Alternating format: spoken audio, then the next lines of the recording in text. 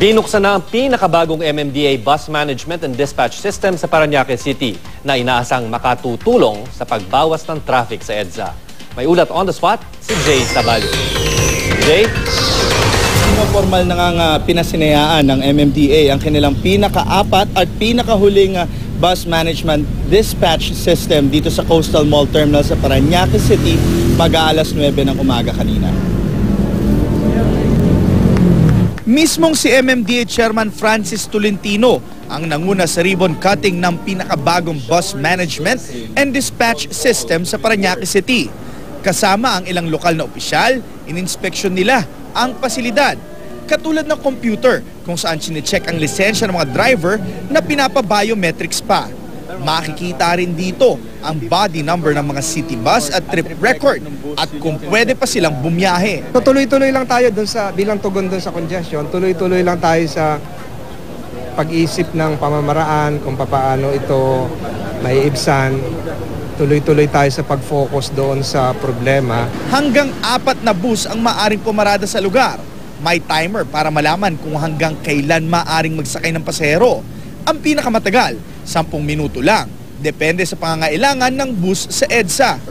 Hanggat maaari, nais ng MMDA na di aabot sa 50 bus ang bumabiyahe sa EDSA sa isang partikular na oras. Marami po sa hanay namin ang umaray, nagreklamo. At sa kalaunan po, nung makita po namin ang benefits nito, kagaya nga po ng sabi ni Chairman, hindi po natin mararamdaman ito overnight. It takes time para mag-settle. Hati naman ang opinyon ng ilang bus driver na aming nakausap kaugnay sa bagong sistemang ito. Okay lang to pagka wala kang huli. Pero pag may huli ka, hindi ka nila pabiyahin eh. Si Pedro Balag, unang bus driver na nakakuha ng Do Not Dispatch Order matapos magpa-check sa BMDS sa Coastal Mall Terminal. Pabor pa rin dito. Apprehended 6 or more times. So, ibig sabihin niyan, hindi ka na makakabiyahe? Hindi na. Tutubos muna ako. Tutubos ka muna. So mas okay ba sa'yo yung may ganito o walang ganitong klaseng sistema na MMDA? Pwede rin. Okay din ito. Para, kasi ang maganda sana dapat dito, yung paghuli ng isa, tubos ka agad. Naiipon kasi. Ang ilang pasahero na aming nakausap, hati rin ang opinyon ukol dito. Hindi okay kasi malayo pinaglakaran namin eh. Naku, ito na nga, nagkakahirap-hirap na nga kami. So hindi ko kayo pabor sa ganito? Hindi po. Kasi katulad niya, hindi namin alam. Hindi kami well-informed sa ganyan. Ang layo-layo na lalakarin. Tapos hindi namin alam yung pabiyahe-biyahe ng kung saan-saan pasisikot. Kaya hindi okay. Oh, malayo nga po pero okay lang kung maganda ang magiging palakad ng ng mumuno. Bukod sa BMDS para sa city buses, natrabaho na rin ng MMDA ang pagkakaroon ng parehong sistema para naman sa provincial buses na kanilang inaasahan maipapatupad ilang linggo mula ngayon. Umaasa rin si Tolentino na sasang-ayon naman ng ilang mayor sa Metro Manila sa ngayong pinaiiral na all-day truck ban at maglalabas daw sana ng city ordinance sa mga ito. Ukol rito at yan ang latest mula dito sa Parañaque. Balik sa'yo, Chino. Jay, paglilinaw ko lang yung lahat ba na bus na, ibig sabihin yung lahat bang bus na dumadaan o nakikita natin sa EDSA, bukod doon sa mga provincial buses ay nagmumula dito sa dispatch system ng MMDA? Correct ka dyan, Chino, dahil meron na nga silang 4 na dispatch system dito sa buong Metro Manila.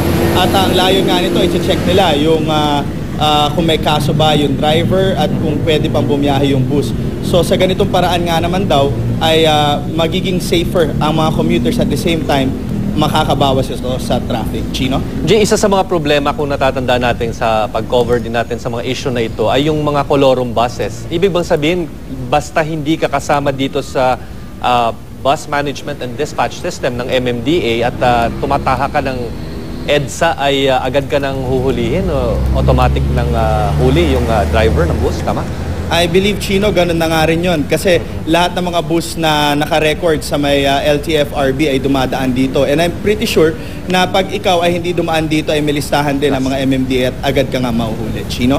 Jay, huling katanungan na lang. Diyan lang ba talaga gagawin yan sa may bandang Parañaque City or may balak din sa kabilang side? Kasi parang the way na nakikita ko, parang yung logistics nito, kung magmumula lang dyan sa may Parañaque City ay abala nga dito sa mga pasahero at sa mga bus operators and drivers.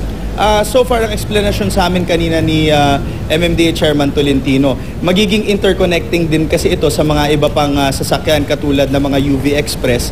So isa ito sa mga inaayos pa nila para daw mas systematic ang biyahe ng mga pampublikong sasakyan at ito na nga, mababawasan din ang mga sasakyang dumaraan sa kalsada. Chino? Okay, maraming salamat, Jay Saballe.